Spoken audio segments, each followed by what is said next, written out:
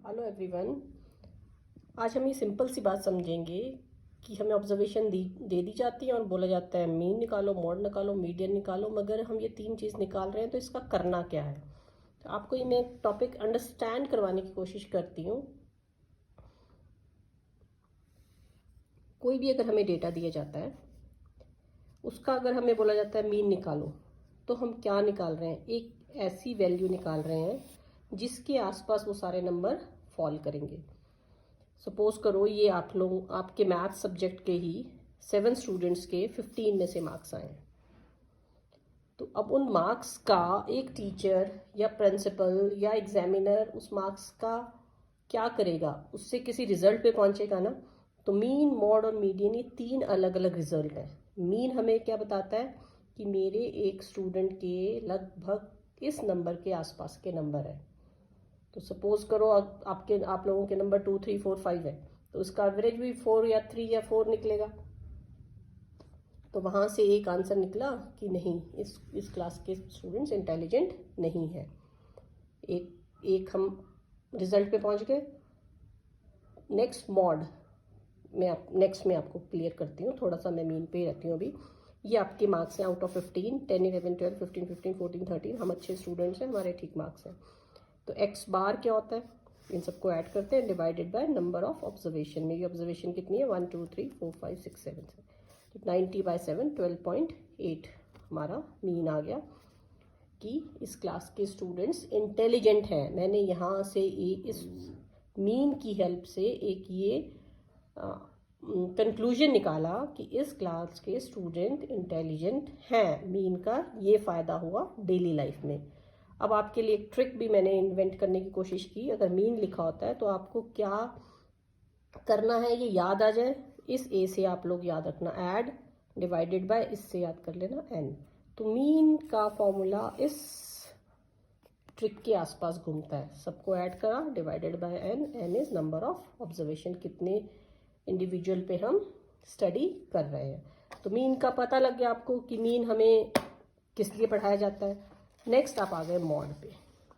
जैसे ही mod word आपके सामने आया, फिर मैंने आप लोगों के लिए कोशिश की है MODE, इससे आप याद कर लेना, मोस्ट अकरिंग डाटा। मोस्ट मतलब सबसे ज़्यादा, अकरिंग मतलब सामने आने वाला, जो अकर कर रहा है, डी से डेटा। तो मोस्ट अकरिंग डेटा जो होगा वो मॉड होगा। अब फिर से मेरे वही नंबर्स हैं 7 स्टूडेंट्स के। तो मैं सेकंड ऑब्जर्वेशन मेरी क्या आई, क्या पता लगाना चाहेंगे सामने वाले कि मान लिया स्टूडेंट तो इंटेलिजेंट है, मगर मैक्सिमम स्टूडेंट्स के कितने नंबर आए हैं। तो बाकी ये नंबर्स हैं। सबसे ज़्यादा नंबर मेरा क्या कर रहा है? 15।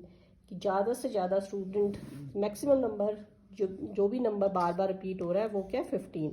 तो मॉड की वैल्यू क्या होगी? 15। कि 2 स्टूडेंट्स ऐसे हैं जिनके 15 मार्क्स आए। तो मॉड ने हमारे दोबारा उसी डाटा से हमने नेक्स्ट यूजफुल इंफॉर्मेशन क्या निकाल ली कि मैक्सिमम जो नंबर अकर कर रहा है वो 15 है। कि सबसे ज़्यादा बच्चों के मार्क्स कितने आए हैं? 15 आए हैं। उस ऑब्जर्वेशन का फ़ायदा हुआ। जो भी कुछ हम कलेक्ट करते हैं डेटा, उसको हमने अपनी लाइफ में यूज़ करना होता है। तो एक फॉर्म से मॉड, मीडियन, पहले मीन से यूज़ हुआ, मॉड से यूज़ हुआ, अब हम मीडियन पे चलते हैं। अब मीडियन वर्ड से हम मीडियन किसकी तरह से सुनने में आ रहा है? Mid, sounds like mid. तो मीडियन से आपको याद आना चाहिए मैं मिडल कुछ काम करूँगा। और फिर मैंने आपके लिए यहाँ पे कोशिश करी, जैसे ही मीडियन आए आपको ये पता लग जाना चाहिए इस ए का क्या मीनिंग है। डेटा इन असेंडिंग ऑर्डर, कि मुझे सबसे पहले ये देख लेना है मेरा जो डेटा है वो अरेंज हुआ है कि नहीं हुआ है। अगर वो नंबर आगे पीछे लिखे हुए हैं तो आप उनको असेंडिंग ऑर्डर में अरेंज कर लेंगे।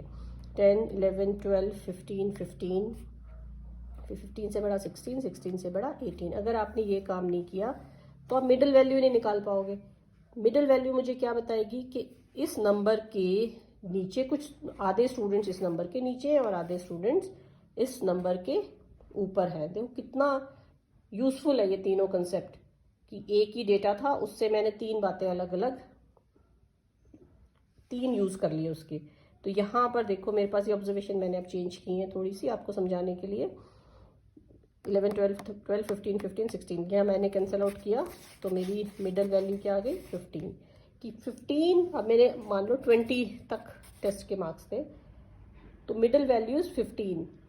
आधे स्टूडेंट्स मेरे 15 नंबर के नीचे हैं और आधे स्टूडेंट्स मेरे 15 के ऊपर हैं। तो एक ये रिजल्ट डिराइव कर दिया मैंने अपने बॉस के लिए। नेक्स्ट, अब आप कहो मैडम या तो एक के अगर दो आ गए तो एक, इसलिए मैंने 19 ऐड और कर दिया। असेंडिंग ऑर्डर रखना था तो इसलिए मैंने 18 से आगे 19 लिया। तो यहाँ पर 3 यहाँ कैंसिल आउट हुए, 3 यहाँ कैंसिल आउट हुए, बीच में 2 बचे। तो अब ये 2 बचते हैं तो इनका मिड निकालना होता है। तो बाई चांस ये दोनों 15 15 ही है तो इनका मिड भी 15 ही आएगा। अगर ये 15 और 16 होते तो मैं क्या करती 15 + 16 डिवाइडेड बाय 2 तो मिडल हमारा आ जाता 15 पॉइंट समथिंग। तो इस केस में हमारा मीडियन भी क्या निकला 15। तो मीन हम पढ़ते हैं एक ऐसे नंबर पे जाने के लिए कि एवरेज हर बच्चा मेरा किस नंबर तक पहुंच रहा है। मॉड इसलिए कि सबसे ज़्यादा कौन सी फिगर बच्चों की आ रही है, 15 नंबर सबसे ज़्यादा बच्चों के आए हैं। मीडियन मतलब बीच की वैल्यू, आधे बच्चे उस वैल्यू से नीचे फॉल करते हैं, आधे बच्चे उस वैल्यू से के ऊपर फॉल करते हैं। डेटा एक था, मैंने अपने सीनियर्स के लिए उस डेटा को प्रोसेस कर दिया मतलब इजी वे में प्रेजेंट कर दिया कि मार्क्स ये थे और मेरी क्लास कहाँ स्टैंड कर रही है, वेरी गुड पे स्टैंड कर रही है।